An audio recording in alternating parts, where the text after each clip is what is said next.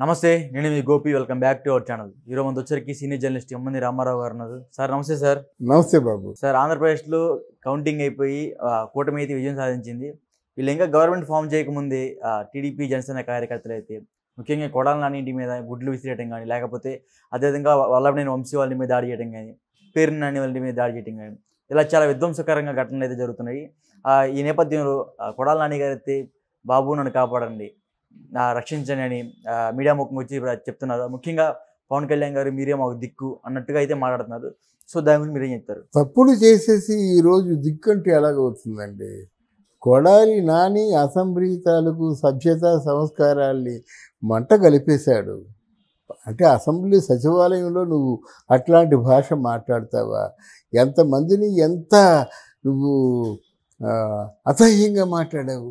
నిద్ర పట్టిన రాత్రులు ఎన్నో ఉన్నాయి తెలుగుదేశంలో ఉన్నటువంటి నాయకుడికి. చంద్రబాబు నాయుడు ఘోరంగా ఏడ్చాడు.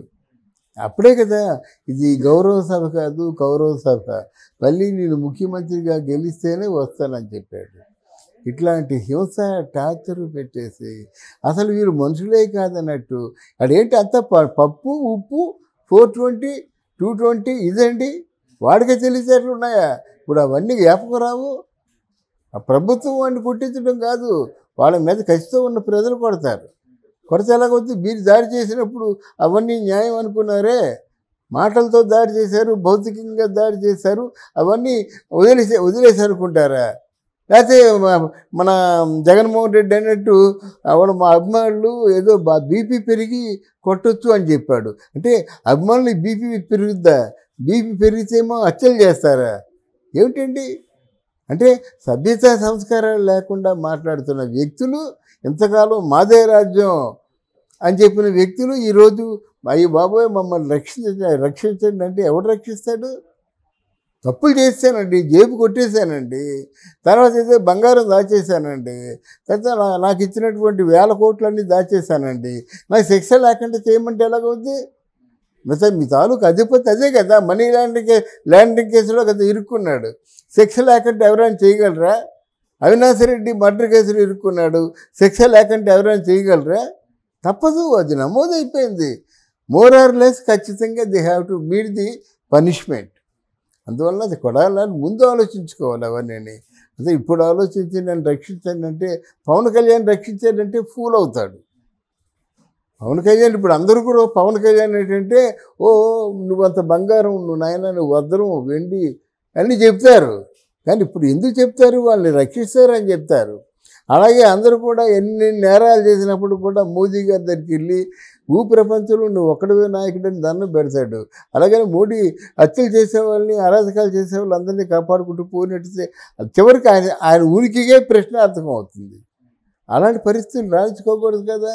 మీరు ఏమనుకొని సీట్లో కూర్చున్నారో, ముఖ్యమంత్రి, ఉప ముఖ్యమంత్రి లేదా హోము, మీ బాధ్యతని మీరు నిర్వర్తించండి.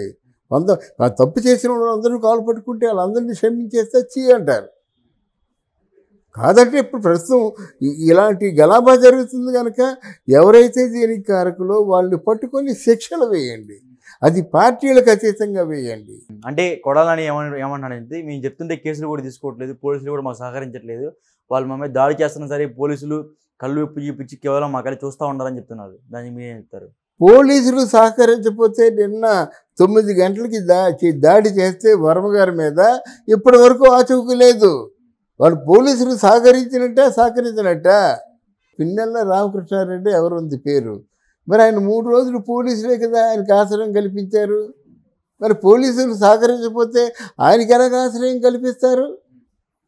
ఆ మాటలు కాదండి, అంటే చేతల్లో చూపించాలంతా కూడా. తర్వాత రోజా ఎన్ని కారు కోతలు కూసిన వాడిని ఏమైనా చేశారా? పనిష్మెంట్ ఇచ్చారా? వల్లభనేని వంశీ ఆయన తాలూకు భార్య, చంద్రబాబు నాయుడు భార్యని ఎంత క్యారెక్టర్ అసాసినేషన్ చేశాడు, కుళ్ళు ఏడ్చాడు. ఈ పోలీసులు మీ పక్షమా మరి కూటమి పక్షమా? నిన్న ఈ రోజు వరకు పోలీసులు మీకే సహకరిస్తున్నారు, అది అందరికీ తెలుసు. కానీ వాళ్ళకు కూడా వృత్తి మీద భయం ఉంటుంది కదా, డ్యూటీ మీద ఉంటారు కదా వాళ్ళు. రేపు పొద్దున వీళ్ళందరూ వంగి చంద్రబాబు నాయుడికి సలాం కొట్టవలసిందే కదా. చంద్రబాబు నాయుడు కంటే బాగా స్పీడ్గా ఉన్నటువంటి ఈయనకి కూడా స్థలం, పవన్ కళ్యాణ్కి కూడా స్థలం కట్టవలసిందే కదా. వాళ్ళ భయంలో వాళ్ళు ఉంటారు. ఎలా ఇంతవరకు ఏమిరా ఇంత ఏదో పని చేసామని అలాగా వాళ్ళు కుషించుకుపోతున్నారు. సార్, అమరావతిలో అయితే ముఖ్యంగా ఇంకా కూటమి అయితే ఇంకా గవర్నమెంట్ ఫామ్ చేయలేదు. సో గవర్నమెంట్ ఫామ్ చేయకముందు రోడ్డు వైండింగ్ చేస్తున్నారు, చుట్టుపక్కల ఉన్న ఆ ముళ్ళ కంపలు ఏవైతే ఉన్నాయో అన్నీ శుభ్రంగా క్లీన్ చేస్తున్నారు. అదేవిధంగా బీజీ దీపాలు అయితే ఒక సిటీలాగా మారిపోయింది అమరావతి అప్పుడే. సో అంటే మీరేంది కూటమి గవర్నమెంట్ ఇంకా రాకముందే అంత డెవలప్మెంట్ జరుగుతుంది అమరావతిలో? అంటే ప్రధానమంత్రి అమరావతి సందర్శన ఒకవేళ రాడు, అమిత్ షా వస్తాడు. ఇప్పుడు అమిత్ షాకి మోదీకి ఏదో కొంచెం డిఫరెన్స్లు వచ్చినట్టుగా అనిపిస్తున్నాయి కనుక అందులో హోమ్ కూడా ప్రధానమంత్రి తీసుకున్నాడు, శాఖల్లో హోమ్ కూడా.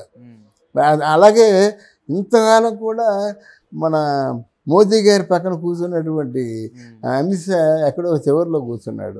కొంచెం ఉన్నది, దాని గురించి వివరంగా చెప్పుకుందాం. కానీ అమరావతి పూర్తిగా అంటే పాతి పట్టిపోయిందండి. అవన్నీ శుభ్రం చేయాలి. వెళ్ళడానికి రోడ్లు లేవు, రోడ్డు వైడనింగ్ కాదు, రోడ్డు వేసుకుంటున్నారు వాళ్ళు. నీట్గా కదా కొంచెం డెకరేట్ చేస్తారు కదా నీట్గా, ఏదో ఒక ఆర్టిఫిషియల్ చెట్లు పెట్టడం, కొమ్మలు పెట్టడం, పువ్వులు పెట్టడం ఇవన్నీ చేస్తారన్నమాట. ఎక్కడేం చేస్తారు. అందులో బాబు మంచి షోయిగా ఉంటాడనమాట. ఇప్పుడు వీలు లేదు కానీ లేకపోతే సున్నాలు వేసేస్తారు అమరావతికి. ఇప్పుడు అవకాశం లేదు, కొంచెం నీట్గా పెడతారన్నమాట. నేనేం తక్కువ చేశానండి, ఇగో అసెంబ్లీ, ఇదిగో ఐపీఎస్ క్వార్టర్స్, ఇదిగో సచివాలయం క్వార్టర్స్ అని మొత్తం చూపిస్తాడు. ఇప్పుడు జగన్మోహన్ రెడ్డి ఏమన్నాడు, అవన్నీ గ్రాఫిక్స్ అన్నాడు. ఈ గ్రాఫిక్సే ఒరిజినల్గా చూడండి, మీరే ఆన్సర్ చెప్పండి అంటాడు. అంటే రేపు పొద్దున్న చంద్రబాబుకి ప్రమాణ స్వీకారం అప్పుడు రాహుల్ గాంధీ వచ్చే అవకాశాలు ఉన్నాయి సార్? ఎందుకు వస్తాడు రాహుల్ గాంధీ? ఎందుకు వస్తారేమో. రాహుల్ గాంధీ వస్తే మోదీ ఎందుకు వస్తాడు? మోదీ వస్తాడు రాదు కన్ఫర్మ్ కాలేదు. ఎందుకంటే వాళ్ళ తాలూకు కలయిక బట్టి, వాళ్ళ తాలూకు అంటే చక్కగా మాట్లాడుకోవడం బట్టి వీళ్ళ కోరికని తప్పకుండా మన్నిస్తారని అనుకుంటున్నాము. మోదీ రావచ్చు నా అంటే 10 అమిత్ షాకి అంత ప్రిఫరెన్స్ ఇవ్వటం లేదు. అంటే ఇంకొక మాట సార్, అంటే రేపు పొద్దున్న చంద్రబాబు గారు ప్రమాణ స్వీకారం చేసే సమయంలో అదే సమయంలో పవన్ కళ్యాణ్ గారు కూడా ప్రమాణ స్వీకారం చేసే అవకాశాలు ఉన్నాయి సార్. అదే సమయంలో ఆయన ఉప ముఖ్యమంత్రిగా అండ్ హోమ్ మినిస్టర్గా, ఉప ముఖ్యమంత్రికి హోమ్ మినిస్టర్ అంట పవన్ కళ్యాణ్ గారు. 95 ప్రమాణ స్వీకారం అంటే కలిసి వాళ్ళిద్దరు కలిసి చేయరండి. ముందు చంద్రబాబు నాయుడు చేస్తాడు, తర్వాత గవర్నర్ సమక్షంలో వీళ్ళందరూ చేస్తారు. అది పద్ధతి. అంటే ప్రమాణ స్వీకారం చేసిన కంటే పెద్ద మోదీ ఎత్తేస్తున్నాడు కదండి. పవన్ కళ్యాణ్ ఒక వ్యక్తి కాదు, శక్తి తుఫాన్ అంటున్నాడు అన్నమాట. అంతే ఆయనకి ప్రమాణ స్వీకారంతో చేయనిస్తారేంటి? పవన్ కళ్యాణ్ నెక్కినట్టయితే గోల. అయితే నాకున్న డౌట్ అంటే ఆ ప్రమాణ స్వీకార సందర్భంగా ఏవైనా గలాభా చేస్తారేమో అని నా భయం. ఇప్పుడు గలాభా బ్యాచ్ ఒకటి తయారయ్యింది. పరిపాలన సజావుగా సాగకుండా ఎక్కడెక్కడ ఏదో గలాభా సృష్టించి ఆ జనసేనలో లేకపోయినట్టయితే తెలుగుదేశం వాళ్ళు చేశారని ఒక నింద వేసే కార్యక్రమంలో వాళ్ళు ఉన్నారు. చూడాలి. చంద్రబాబు నాయుడు కూడా జాగ్రత్త పడాలి. ఇద్దరు కలిసి చేయరండి. ముందు చంద్రబాబు నాయుడు చేస్తాడు, తర్వాత గవర్నర్ సమక్షంలో వీళ్ళందరూ చేస్తారు. అది పద్ధతి. అంటే ప్రమాణ స్వీకారం చేసిన కంటే పెద్ద మోదీ ఎత్తేస్తున్నాడు కదండి. పవన్ కళ్యాణ్ ఒక వ్యక్తి కాదు, శక్తి తుఫాన్ అంటున్నాడు అన్నమాట. అంతే ఆయనకి ప్రమాణ స్వీకారంతో చేయనిస్తారేంటి? పవన్ కళ్యాణ్ నెక్కినట్టయితే గోల. అయితే నాకున్న డౌట్ అంటే ఆ ప్రమాణ స్వీకార సందర్భంగా ఏవైనా గలాభా చేస్తారేమో అని నా భయం. ఇప్పుడు గలాభా బ్యాచ్ ఒకటి తయారయ్యింది. పరిపాలన సజావుగా సాగకుండా ఎక్కడెక్కడ ఏదో గలాభా సృష్టించి ఆ జనసేనలో లేకపోయినట్టయితే తెలుగుదేశం వాళ్ళు చేశారని ఒక నింద వేసే కార్యక్రమంలో వాళ్ళు ఉన్నారు. Okay sir, thank you sir. Thank you అమ్మా, థ్యాంక్ యూ వెరీ మచ్.